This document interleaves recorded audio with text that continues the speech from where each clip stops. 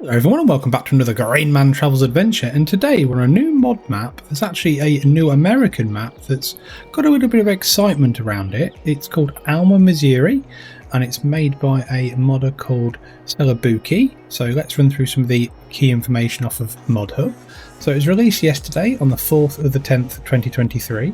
It is cross-platform compatible, so PC, Mac, PlayStation 4, PlayStation 5, Xbox One and the Xbox series of consoles. It's on a version 1.0.0.0 and it doesn't actually need any mods to run, so that's pretty good. So well done to the modder on that one. Let's run through the rest of the information off ModHub. So it says, welcome to Alma, Missouri. This map is based on the small beautiful town of Alma in the state of Missouri, USA.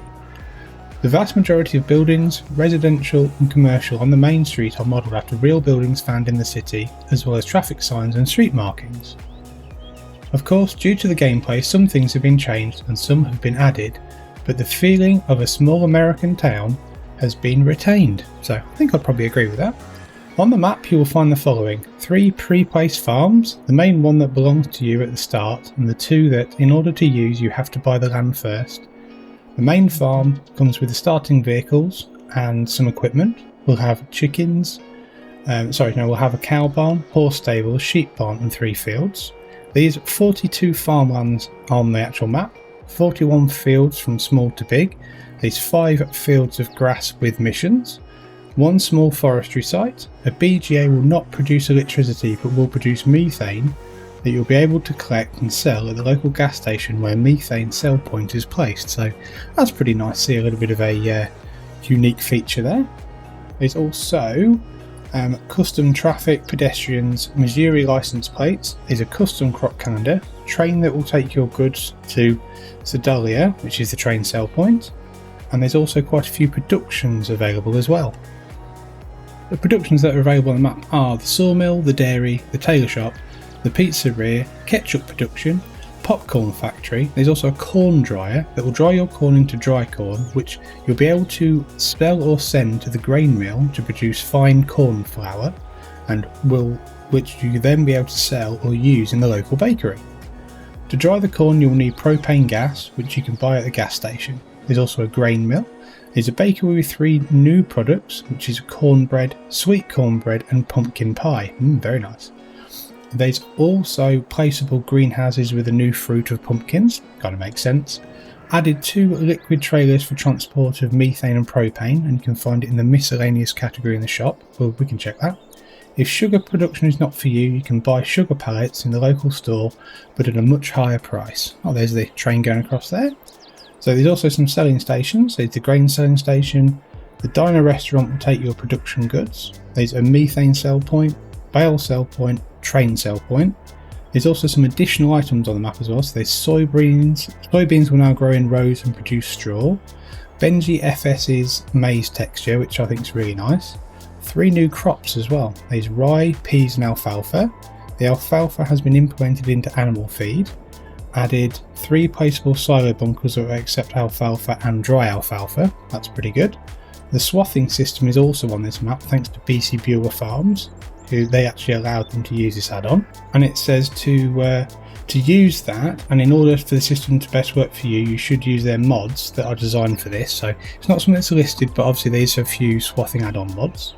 There's also a working car wash station in the town. That's really cool. Changed the weather conditions a bit as well, so winters will be a lot more snow.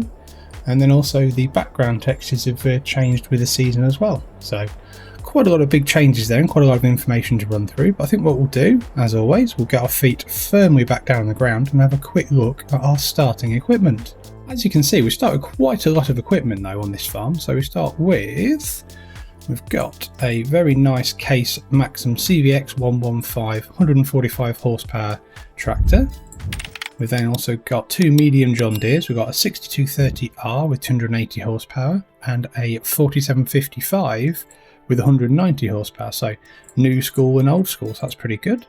We've got a very nice Case Axial Flow 7150 combine, which has also got some of the custom crops enabled on it as well. So that's really nice to see. We've got a John Deere XUV 865M, one of the nice little trucks you can bomb around in, but they'll probably be the one that I'll use for the map tour and crash everywhere. We've also got the HB Brantner TA23065/2 Power Tube Plus 22,000 litre trailer.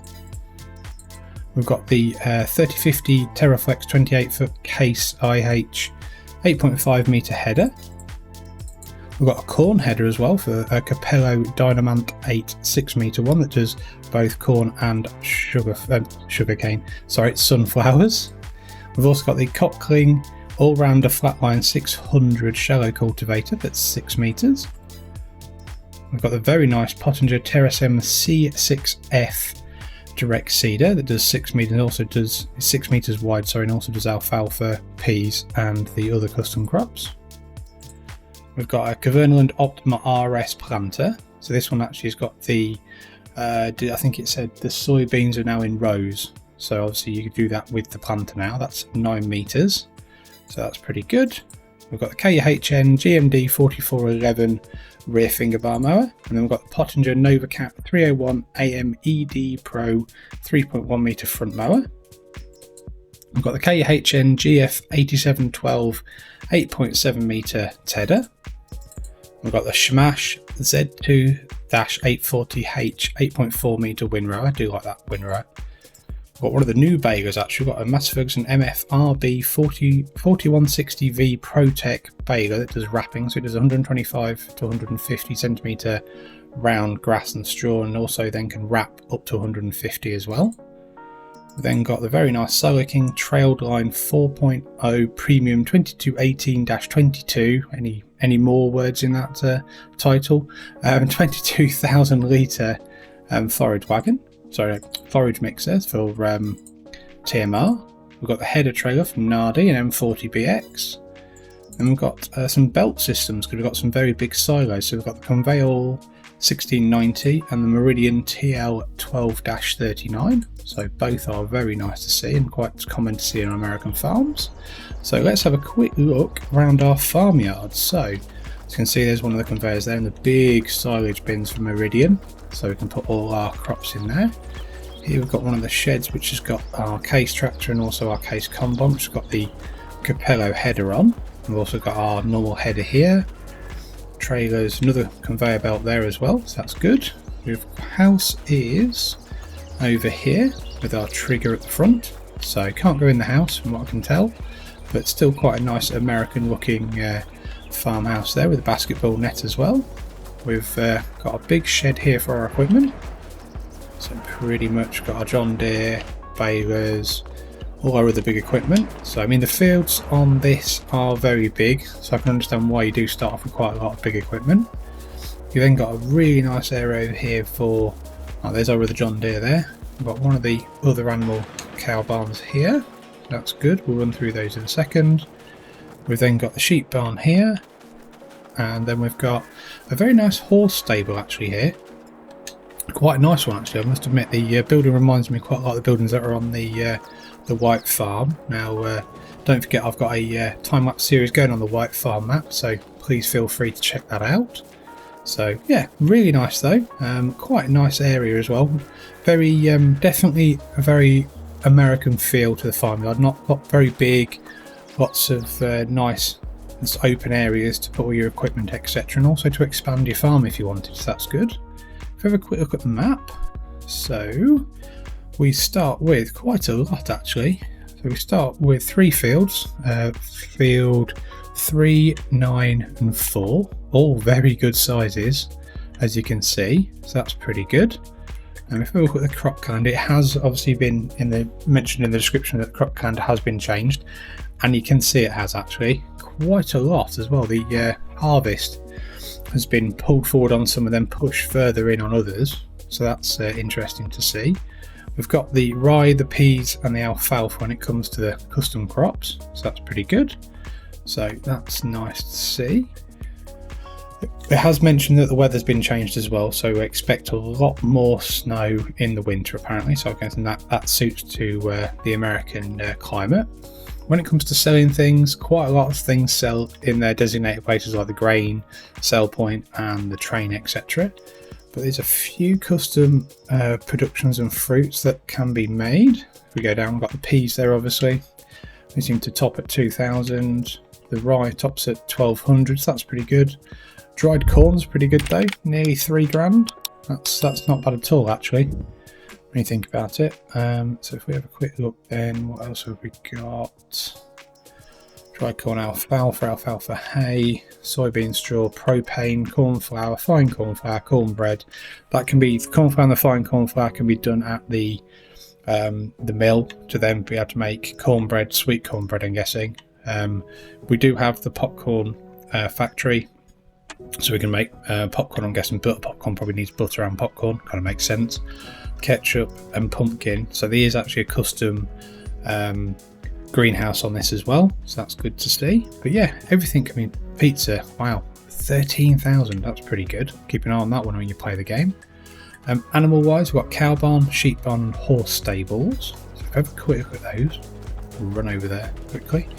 We'll see about sizes quickly. And we'll trigger here. 16 on the horse stables, that's pretty good. And then if we have a quick look over here at the sheep. Ooh, 100 head, that's pretty good. That's a good size. Quite nice though, I quite like it's using a traditional American kind of Dutch barn there. So that's a bit of an interesting comment, isn't it? A traditional American Dutch barn. But I think everybody knows what I mean. And the animal trigger for the cows is here. And this one is 150 head. So again, not bad sizes. Again, very nice texturing on the barn actually. And it does fit in, makes it feel very American, I must admit, which is a nice thing. But back to here, contracts wise, as you can probably tell, big fields, big contracts. So field 23, 10,000 for that, harvesting on there, for fertilising, baling on field 5. Let's have a quick look at field 5. Field 5, it's going to be around us, I would have thought, because there's 3. If anybody can spot field 5, oh, it's down there. It's not a massive field, and that's a good amount of money actually. That's good though. So productions are definitely very sorry, not productions, contracts are all very, very healthy. You don't start with any production chains yourself, and that's pretty much it. So if I have a quick look up at the top of the map, I'll have a quick look at PDA itself. So yeah, I would say one of the nice things about this style of American map is the mappers decided to use some of the, I think some of the field shapes, etc., from things like Edgewater, because some of the fields are not perfect shapes. Obviously they've got bits here where they've got inclusions of forest and grass, and they're odd shapes, which I think is really nice. Probably not great for course play or auto drive, but for me, if I was going to play this map, I just think it gives a bit more interest. Roads are pretty simple, I suppose, because it's a big area in America. The roads are quite straight. Down there intersects with here. The village obviously is here with all your productions, and then you've got a bit of forestry and trees in different areas. You've got another road that runs across here. There's a few tracks in between the fields, as you can see through there and also down there.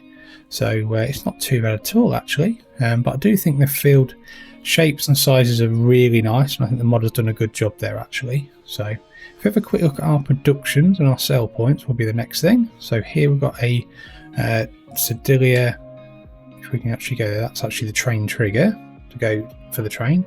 Biogas plant, and that is 300,000, so it's not the cheapest but not the most expensive, so that's good. We've then got our bits on our farm, so we've got 3 silos plus our house trigger. Then up here we've got the sawmill and the sawmill, so it looks a bit like a custom sawmill actually, building, so that's nice to see. Let's see how much that is to buy quickly. 100 grand, so again not bad actually, that's pretty good. That's not too expensive at all. Then we'll go through the village now. I think that's mainly what's left. So what we've got, grain mill, which looks, I don't think that is a custom one, but still pretty nice. 96,000, not too bad.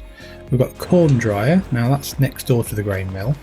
So this is where you can put your corn to then produce fine corn flour. 100 grand for that as well, so pretty standard production cost pricing. There's your vehicle shop in the middle.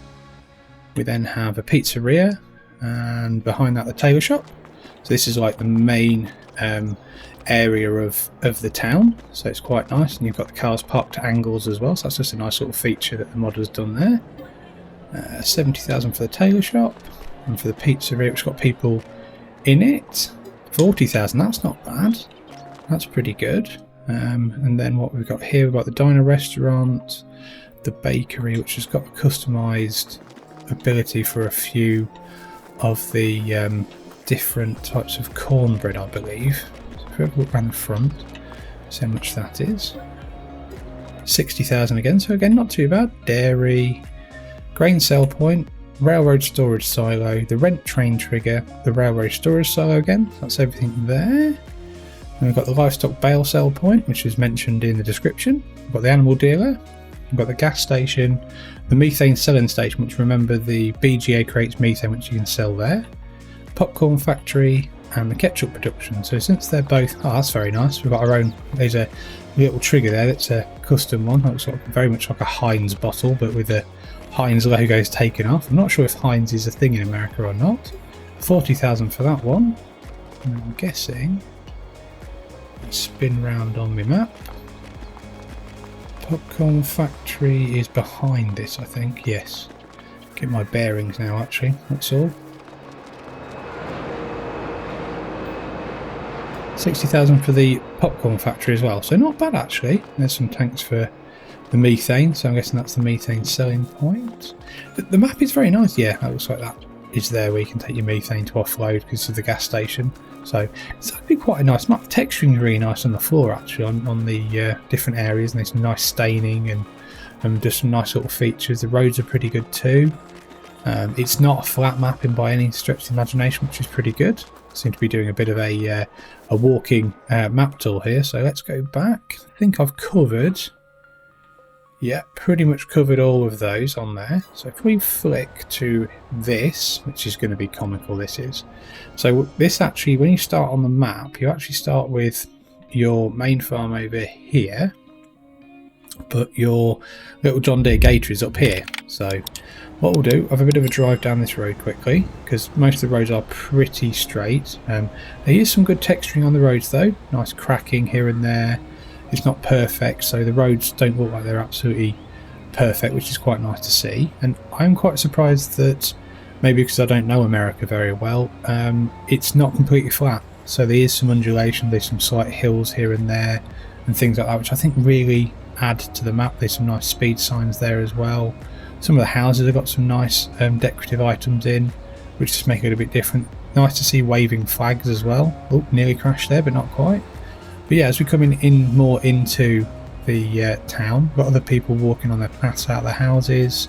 So yeah, I think the mod has done a really good job, and it is nice to see some undulation and some of the fields not being like directly on the road and things. Just adds a little bit of difference. It reminds me a little bit of American Falls, so I think the modder should be pretty proud of himself for that. So yeah, we're coming into the main area here. There's some nice textures on the buildings as well. So yeah, it seems pretty good. I'm not going to go too much further. I think little details like the cars parked at an angle like they do in America, I think is a really nice little feature that just adds to the ability to think this is a proper American map, and the map has spent quite a bit of time on it. So we turn left here quickly. This is into the industrial estate where most of your industry is. Yeah, so you've got all your grain places and your big silos and stuff, so that's pretty good. So I think now what we'll do, so let's see where we are. We're here. If we probably go down here a little bit and then turn to probably our left in a few minutes. What we'll probably do, I've not crashed yet, touch wood, quite surprising. Most of my user base in Discord will probably be saying, why haven't you crashed yet? Because they usually do.